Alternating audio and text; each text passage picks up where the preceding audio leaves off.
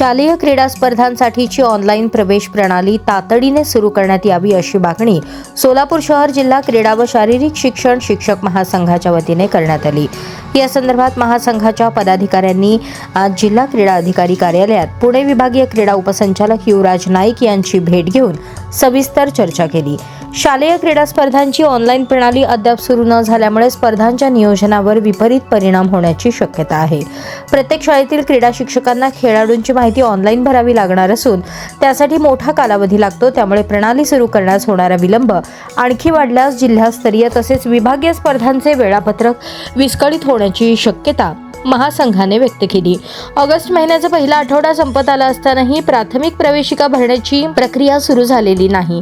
त्यानंतर ऑनलाईन नोंदणी, प्रवेशिका भरणे, जिल्हास्तरीय स्पर्धांचे आयोजन करावे लागणार आहे। त्यानंतर विभागीय स्पर्धा आणि लगेचच राज्यस्तरीय स्पर्धांच्या तारखा असल्याने सर्व स्पर्धा वेळेत घेण्याचे मोठे आवाहन निर्माण झाले आहे।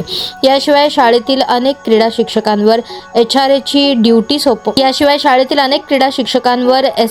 ड्यूटी सोपवण्यात आली आहे। त्यामुळे ऑनलाईन प्रणाली सुरू करण्यास आणखी विलंब झाल्यास क्रीडा शिक्षकांवर अतिरिक्त कामाचा ताण येणार असून स्पर्धांच्या आयोजनावरही त्याचा परिणाम होऊ शकतो। या पार्श्वभूमीवर विद्यार्थ्यांचे शैक्षणिक आणि क्रीडा नुकसान टाळण्यासाठी शालेय क्रीडा स्पर्धांची ऑनलाईन प्रवेश प्रणाली लवकरात लवकर सुरू करावी अशी आग्रही मागणी महासंघाच्या वतीने करण्यात आली आहे। पुणे विभागीय क्रीडा उपसंचालक युवराज नाईक यांच्याकडे मागणी करण्यात आली आहे।